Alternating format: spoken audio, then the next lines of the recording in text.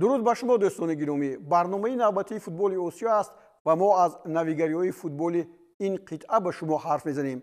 اینک بازی‌های انتخابی جام جهان 2026 نزدیک میشوند. برابر 27 ایول مراسم قرعه کشی مرحله انتخابی جام جهان 2026 بین دسته‌های منتخب آسیا در کوالالامپور گذرانیده خواهد شد. دسته منتخب تاجیکستان که فعلا در رده‌بندی فدراسیون فوتبال عمومی جهانی میان دسته‌های این قطعه در زینه 20 قرار دارد و از دور دوم مرحله انتخابی جام جهانی 2026 مبارزه را آغاز می‌کند قرار دارد. در این برابر در جام جهانی سال 2026 یک قطار تغییرات‌ها وارد شدند که در این باره به شما حالا می‌گوییم. بازی‌های فینالی جام جهانی سال 2026 در سه کشور امریکا، کانادا و مکزیک می‌گذرند. از بس که نخستین بار در جام جهانی سال 2026 48 دسته شرکت خواهد کرد، کنفدراسیون فوتبال آسیا با قالب بازی‌های انتخابی بعضی تغییرات‌ها وارد کرد. برای دسته‌های قطعه آسیا 8.5 راهخط به مرحله نهایی جام جهان 2026 پیشنهاد می‌شود.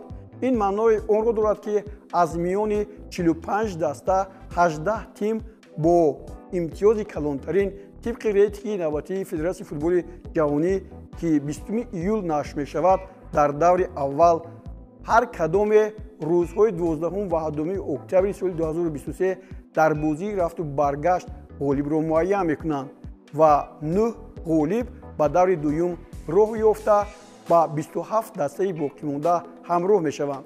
در مرحله دوم سپس 36 دسته آسیا با 9 گروه تقسیم می‌شوند و از ماه نوامبر سال 2023 تا ایون سال 2024 بین هم 6 بازی انجام می‌دهند.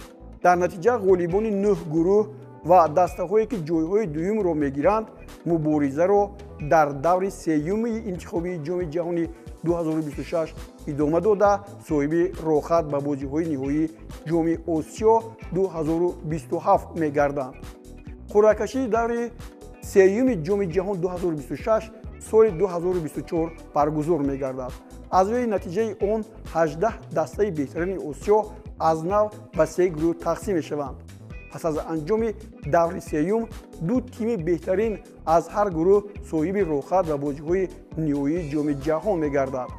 باز دو اشتراکدار دیگری بازی‌های نهایی جام جهان در بازی‌های دور چهارم یعنی مرحله انتخابی معین کرده خواهند شد و یک راهخط احتمالی برای دسته‌های آسیا که نهم به شمار می‌رود توسط بازی‌های پلی آف بین منطقه‌ای راه حل خود را خواهد یافت. به همین ترتیب 18 دسته بهترین بعد دور دوم مرحله انتخابی جام جهان 2026 و بازی‌های نهایی جام آسیا راه می‌یابند. صاحب جای‌های سوم و چهارم حقوق پیدا می‌کنند که به دور سوم و نهایی انتخابی جام آسیا 2027 راهخط گیرند. معلومات مفصل درباره مرحله آخرین انتخابی جام آسیا 2027 را کنفدراسیون فوتبال آسیا دیرتر نشر خواهد کرد.